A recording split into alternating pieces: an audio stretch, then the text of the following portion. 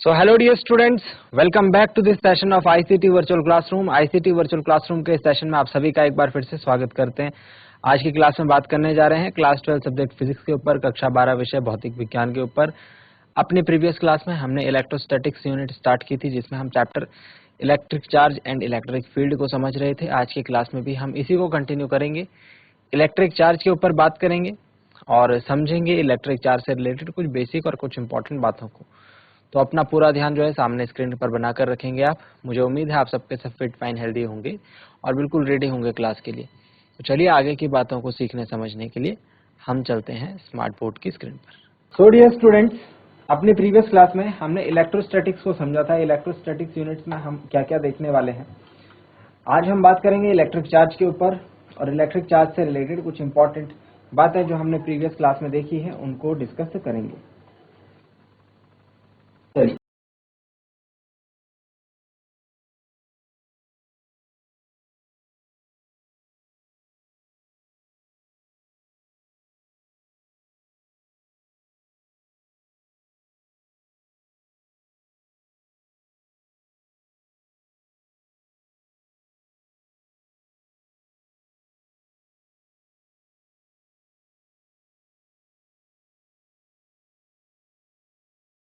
वैद्युत आवेश से संबंधित आपको यहाँ पर इलेक्ट्रोस्टैटिक्स में कुछ बातें जो है ध्यान रखनी जरूरी है और आपके दिमाग में वो रहनी चाहिए, जिससे कि हम ये बोलते हैं वैद्युत आवेश जो है किसी भी वस्तु का जो है प्रॉपर्टी होती है जो कि उसके अंदर निहित होती है ना।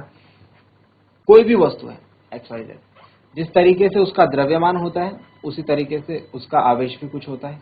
ठीक है, किसी वस्तु का आवेश, किसी वस्तु को हम धनावेशित कह सकते हैं, किसी बॉडी को हम धनावेशित कह सकते हैं, किसी बॉडी को हम ऋणावेशित कह सकते हैं, और जिस बॉडी पर धनावेश और ऋणावेश समान मात्रा में है उसको हम उदासीन कह सकते हैं। इसको आप ऐसे समझ सकते हैं कि हर एक बॉडी पर कुछ ना कुछ चार्जेस होंगे।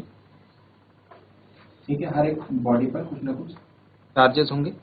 जिस पर धन आवेशों की संख्या ज्यादा, जिस बॉडी पर धन आवेशों यानी पॉजिटिव चार्ज की संख्या ज्यादा वो धनावेशित, जिस पर ऋण आवेशों की संख्या ज्यादा वो ऋणावेशित, जिस पर धनावेश और ऋणावेश समान मात्रा में उपस्थित वो उदासीन। तो इस तरीके से हम जानते हैं कि जो वस्तुएं हैं वो पॉजिटिवली चार्ज होती हैं, नेगेटिवली चार्ज होती हैं और उदासीन होती हैं। आप ये नहीं कहेंगे कि किसी बॉडी के ऊपर जीरो चार्ज होना मतलब उसके ऊपर कोई भी आवेश है ही नहीं, है ना। बट ऐसा नहीं होता प्रैक्टिकली। मैंने आपको बताया धनावेश और ऋणावेश जब समान मात्रा में हो तो उसे हम उदासीन कहते हैं। उसे हम क्या कहते हैं? उदासीन कहते हैं। ठीक है, उस वस्तु को उदासीन कहते हैं। तो यहां से हमें एक बात पता लगी कि वैद्युत आवेश जो है इंट्रिंसिक प्रॉपर्टी होती है किसी भी मैटर की। साथ ही साथ जब कभी भी हम देखते हैं हमें करंट लगता है, करंट लगने वाली बात आती है कि करंट क्यों लगता है, हमें शॉक क्यों लगता है, तो वहां पर ट्रांसफर ऑफ चार्जेस होता है। क्या होता है? Transfer of charges. जब करंट लगता है आपको तो आवेशों का स्थानांतरण होता है। आवेशों का क्या होता है? स्थानांतरण।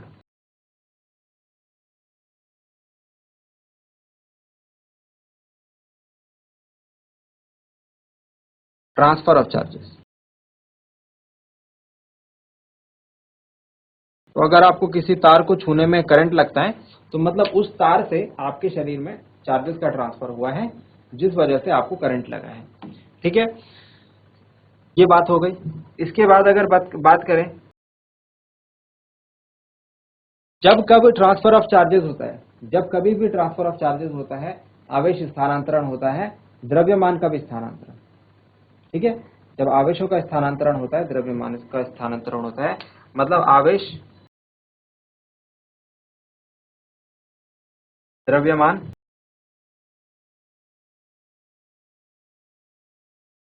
में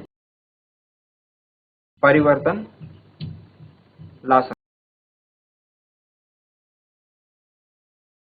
अगर किसी बॉडी का आवेश बढ़ा है ना तो उसका द्रव्यमान में इंक्रीज हो सकता है। अगर किसी बॉडी में आवेश घटा हो तो उसका द्रव्यमान कम हो सकता है। मतलब यहाँ पर अगर दो आवेश हैं और ये दो आवेश है, अगर एक धनावेश और एक ऋणावेश और आ जाता है तो इसका द्रव्यमान बढ़ जाएगा। अगर ये कम हो जाते हैं और ये कम हो जाते हैं तो इसका द्रव्यमान कम हो जाएगा। ठीक है। तो आवेश की वजह से द्रव्यमान में परिवर्तन ला सकते हैं, लेकिन द्रव्यमान जैसे चेंज होगा तो आवेश में परिवर्तन होगा, ये जरूरी नहीं। मतलब मैं ये बोलता हूं, ये वस्तु 2 kg की है और ये वस्तु 1 kg की है, तो जरूरी नहीं है कि इस पर ज्यादा चार्ज होंगे और इस पर कम चार्ज होंगे, जरूरी नहीं है कि इस पर ज्यादा आवेश होगा, इस पर कम आवेश होगा, ठीक है। बट आवेश अगर इस पे ज्यादा है, इस पे कम है, मतलब इसका द्रव्यमान ज्यादा है, इसका द्रव्यमान कम है। बात समझ गए। तो आवेश और द्रव्यमान में आपसे काफी रिलेशन करवाया जाता है, और यह आपको ध्यान रखना है। आवेश और द्रव्यमान के बीच में कुछ बातें हैं, वो आपको ध्यान रखनी है, किस तरीके से वो डिफरेंट होती है। अब हम आवेशों के बारे में और डिस्कस अगर करें, तो हमने देखा आवेश जो है धनावेश, ऋणावेश और उदासीन वस्तुएं होती हैं आवेशों के मामले में। इसके अलावा अगर हम बात करें आवेश के बारे में, जो आपने क्लास 10th में पढ़ा, वो ये पढ़ा कि आवेश को हम कैसे रिप्रेजेंट करते हैं। आवेश को हम Q से निरूपित करते हैं।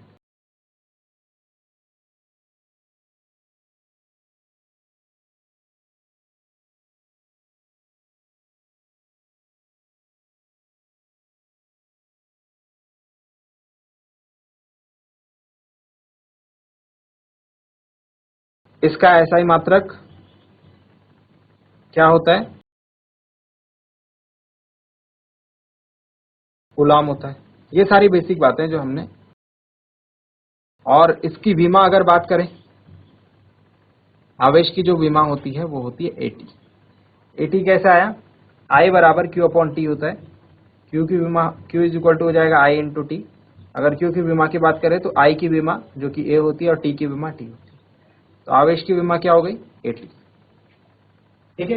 ये सारी बातें आप इनको नोट डाउन करें, फिर हम इससे आगे की चीजें देख रहे हैं। इससे आगे हम देखेंगे द्रव्यमान और आवेश के बीच में क्या अंतर है। ओके, नोट डाउन कीजिए इसे जल्दी से।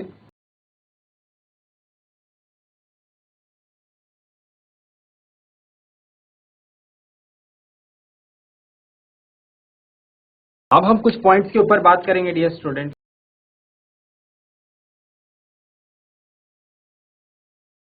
कंडक्टर, चालक,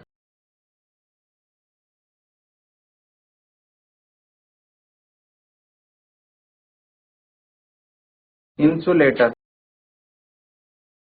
अचालक या कुचालक कहते हैं इन्हें।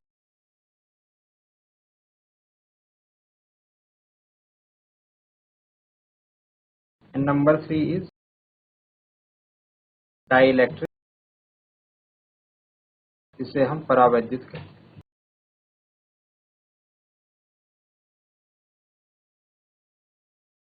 सबसे पहले चालक की अगर बात करें, चालकों की अगर बात करें, तो आप जानते हैं कि चालक वे पदार्थ होते हैं जिनसे होकर आवेशों का स्थानांतरण हो सकता है, जो इलेक्ट्रिक चार्ज को अपने में से फ्लो करा पाते हैं, है ना।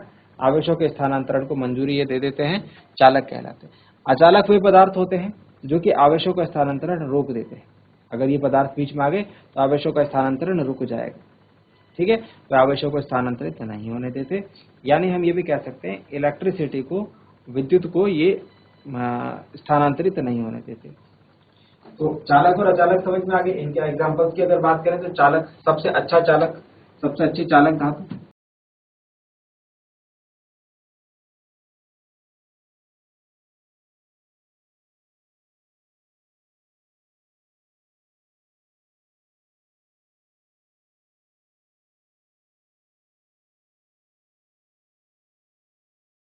आवेशों का स्थानांतरण होता है इसमें, ठीक है।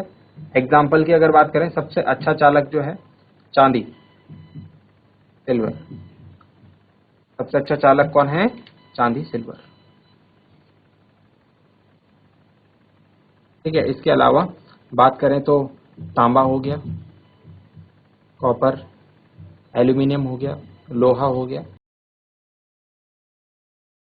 अचालक की बात करें तो आवेशों का स्थानांतरण नहीं, रोक देता है।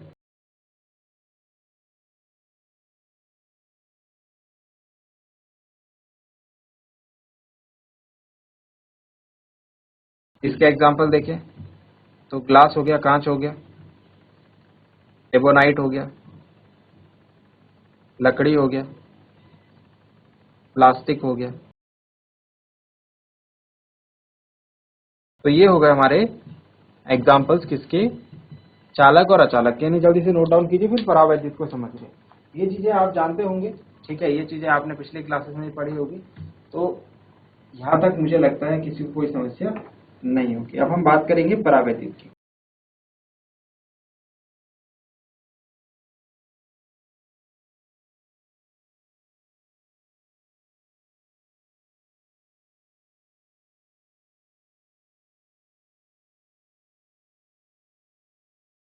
कर दिया आपने नोट डाउन? परावैद्युत की बात करें तो परावैद्युत और कुछ नहीं, अभी आपके पास नया टर्म आया है। नए टर्म में आपको क्या करना है, इसको रिलेट करना है आपको किसके साथ, इंसुलेटर के साथ। इंसुलेटर को ही हम क्या कहते हैं, परावैद्युत कहते हैं। अचालकों को ही हम परावैद्युत कहते हैं, ठीक है, डाई इलेक्ट्रिक कहते हैं। तो ये क्या है, अचालक पदार्थ होते हैं।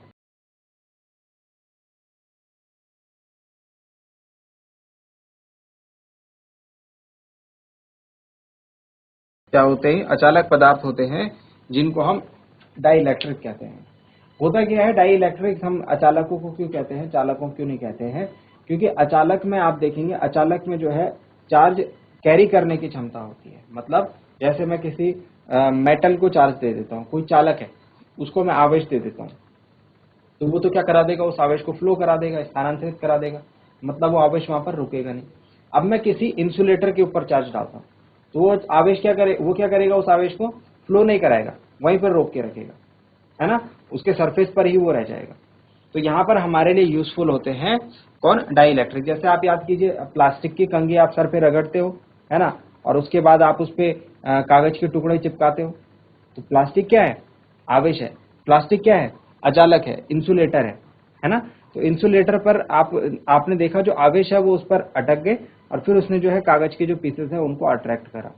तो इंसुलेटर्स के बेसिस पर ही आप डाइइलेक्ट्रिक को समझेंगे। डाइइलेक्ट्रिक्स और कुछ नहीं, जो अचालक है वही डाइइलेक्ट्रिक्स है, बस हम उसका यूज कर लेते हैं क्योंकि उसमें आवेश जो है वो उसके सरफेस पर रह जाते हैं, ठीक है, एक ही जगह पर रह जाते हैं, इधर उधर नहीं स्थानांतरित होते हैं। नोट डाउन करेंगे इसे।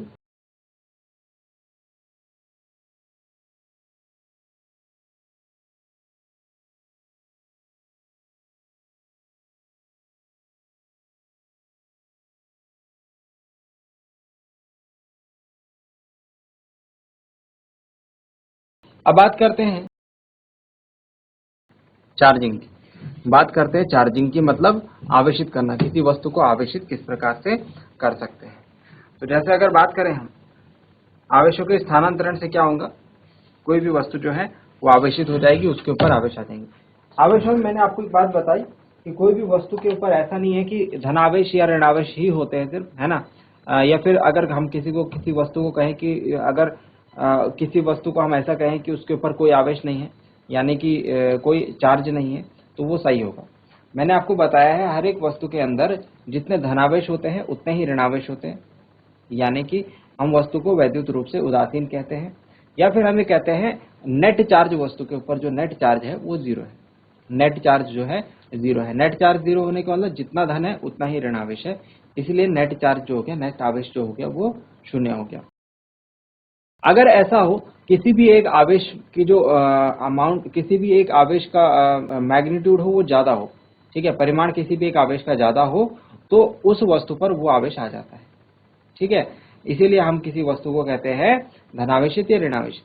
जिसके ऊपर धनावेश ज्यादा है, ऋणावेश कम है, तो वो धनावेशित। ऋणावेश ज्यादा है, धनावेश कम है, तो वो ऋणावेशित हो, ठीक है। धनावेश ज्यादा है, ऋणावेश कम है, तो वो धनावेशित हो गई। ऋणावेश ज्यादा है, धनावेश कम है, तो वो ऋणावेशित हो गई, ठीक है। तो जिस वस्तु के ऊपर जो आवेश ज्यादा, वो उसको हम उस तरीके से आवेशित कहेंगे। अब बात करते हैं वस्तु को आवेशित करने के तरीके।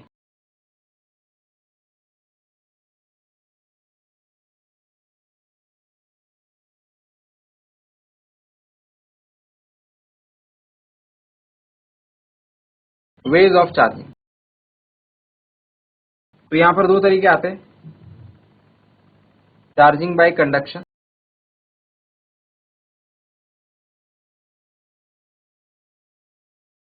और दूसरा आता है चार्जिंग बाय इंडक्शन।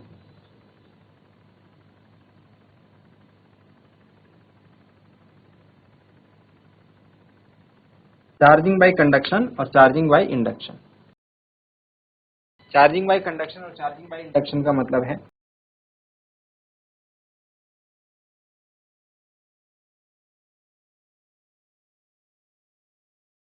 कंडक्शन मतलब होगा सीधा संपर्क, टच कराना है, कांटेक्ट कराना है। कंडक्शन मतलब कांटेक्ट कराना है, टच कराना है एक दूसरे को, ठीक है। और इंडक्शन मतलब प्रेरण, मतलब दूर से। अब समझो इसको कैसे होता है।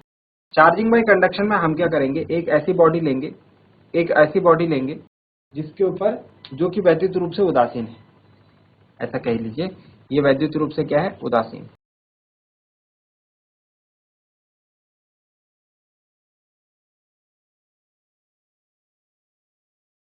अब हम इसके संपर्क में कोई दूसरी बॉडी लाए, इस बॉडी के पास ऋणावेश काफी है, ये बॉडी ऋणावेशित है, मतलब इसमें धनावेश भी होगा बट ऋणावेश ज्यादा है ना? तो जब हम इन दोनों को संपर्क में लाए तो आवेश क्या करते हैं, एक दूसरे को न्यूट्रलाइज, बैलेंस करने की कोशिश करते हैं, ठीक है। तो जितने ज्यादा आवेश इधर है उतने एक्स्ट्रा आवेश इधर चले जाएंगे। तो इधर सपोज 6 है तो आधे आवेश इधर चले जाएंगे, 1 2 3, और यहाँ से कम हो जाए। तो अब इस बॉडी पर आप देखिए कि ऋणावेश की संख्या ज्यादा हो गई, तो ये क्या हो गई, ऋणावेशित हो गई। ये होता है चार्जिंग बाय कंडक्शन। सीधा सिंपल हिसाब है, कोई बहुत ज्यादा इसमें लॉजिक नहीं है। अब इसमें क्या करेंगे हम, चार्जिंग बाय इंडक्शन में देखिए, चार्जिंग बाय इंडक्शन में दूसरे ऑब्जेक्ट को हम क्या करते हैं, टच नहीं कराते, दूर से लाते हैं। ये कोई दूसरी रॉड है जिस पर कि एक विपरीत आवेश है, इसको हम क्या कराते हैं, इसको टच नहीं कराते हैं और इसको दूर से रखते हैं। सपोज इस पर नेगेटिव चार्ज। अब नेगेटिव चार्ज क्या करेगा, नेगेटिव चार्ज क्या करेगा, जब हम इसको इसके पास लाएंगे तो ये जो इस बॉडी के ऊपर पॉजिटिव चार्ज होंगे, सपोज यहाँ जो पॉजिटिव चार्ज है वो भाग करके इस कोने पर चल जाएंगे। जब ऐसा होगा तो हम इसको ग्राउंड कर देंगे, है ना। ग्राउंड करने से, इसमें ग्राउंड करने का मतलब इसको हमने न्यूट्रल कर देना है। न्यूट्रल करने से क्या होगा कि यहाँ से इलेक्ट्रॉन जो होंगे वो बॉडी में एंटर करेंगे। किसी भी बॉडी को, किसी भी वस्तु को ग्राउंड करने का मतलब है कि इलेक्ट्रॉन्स देना, उसे क्या करना है, इलेक्ट्रॉन्स देना। तो इसके ऊपर क्या होगा कि एक तरफ हमको देखने को मिलेगा कि एक तरफ जो हमने इधर नेगेटिव चार्ज जो ऑब्जेक्ट रखा है, सारे पॉजिटिव चार्ज जो होंगे उसकी तरफ भाग जाएंगे, ठीक है। और जब हम इस ऑब्जेक्ट को हटा लेंगे, जब हम इस रॉड को हटा लेंगे तो इस बॉडी के ऊपर ओवरऑल जो चार्ज रह जाएगा, धनावेश रह जाएगा। चलिए इसे नेक्स्ट क्लास में डिस्कस करेंगे, इंडक्शन को और अच्छे तरीके से। तो आई होप यहाँ तक की बातें आपको समझ में आई होगी। इंडक्शन को नेक्स्ट क्लास में और डिस्कस करेंगे। चार्जेस की जो प्रॉपर्टी है उसको भी अगली क्लास में डिस्कस करेंगे। आज के लिए इतना ही, समय हमारा यहाँ पर समाप्त होता है। उम्मीद करता हूँ आपको आज की क्लास में जो जो बातें बताई गई वो समझ में आई होंगी, इंटरेस्टिंग लगी होंगी और आपने उन्हें नोट डाउन किया होगा। अगली क्लास में मिलते हैं ऐसे किसी इंपॉर्टेंट और इंटरेस्टिंग टॉपिक के साथ। क्लास से जुड़ने के लिए आप सभी का बहुत बहुत धन्यवाद। Thank you very much and have a nice day.